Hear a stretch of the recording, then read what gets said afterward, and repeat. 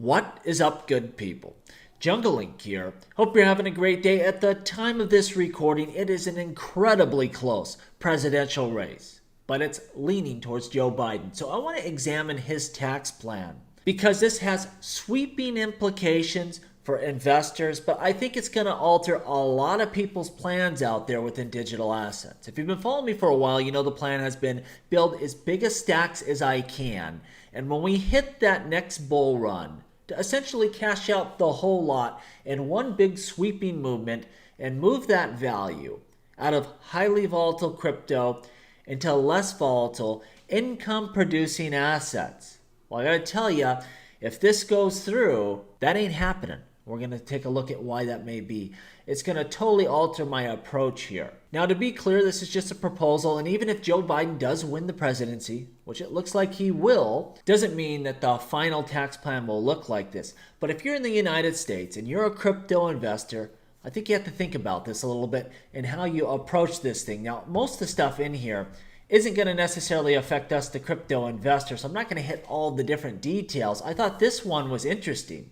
An additional 12.4% tax on wage earners over $400,000. It's evenly split between employer and employee, much like the Social Security tax that is currently imposed on wages up to $137,000. This is an extra tax. Again, not going to affect crypto investing, but interesting nonetheless. We see actually the top tax bracket going from 37% to 39.6%. Not a major change there, but this is the big one.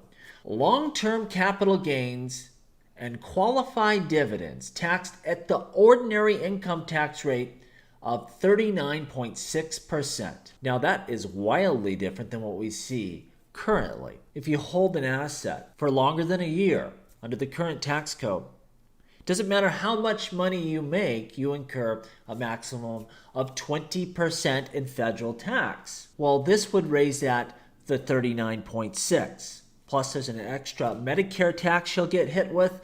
You'll be close to about 43% in tax on long-term capital assets, the same as earned income, the same as interest. In addition to this, I live in California with a maximum tax rate of 12%. This would be an absolutely crushing tax hit. Now, it's not something we have to worry about right now at 25 cent XRP, but I plan to see that price go up in a major way, and I'm going to tell you right now, I would not cash out the whole lot and just fork over all that cash to the government. It's going to be more of a prorated approach. And to be honest with you, I believe in digital assets over the long haul. I believe in XRP. I'll probably do better off cashing out in that manner anyway. But this is going to affect how a lot of people invested, not just in crypto. You're going to lose your preferable tax rates. I mean, you're taking your earned income and investing it. You should get some kind of break. You're taking a risk. Well, now you're not going to get anything other than just the regular tax from the government. And the big one there is qualified dividends. That also had the preferential tax treatment in the past. This makes dividend income much less attractive out there when you're just getting slapped around with tax. I think a lot of people are going to be rebalancing their portfolios.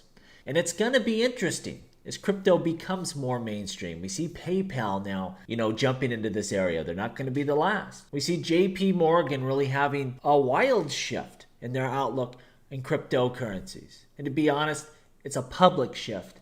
They're one of the biggest cryptocurrency investors out there. Massive amounts of use cases out there that they're working on. They know where this thing is going.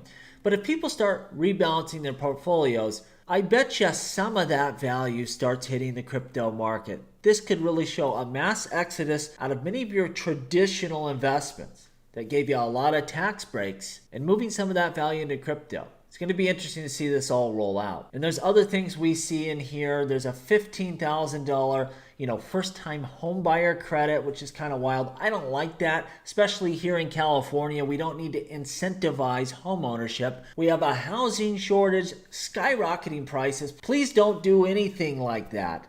At least here in California, we don't need it, that's for sure. And we also see for inherited assets. Typically, you inherit that asset at its current cost basis. So if you inherit a $1 million house from your parents or grandparents and you sell it for $1 million, you didn't make any gain.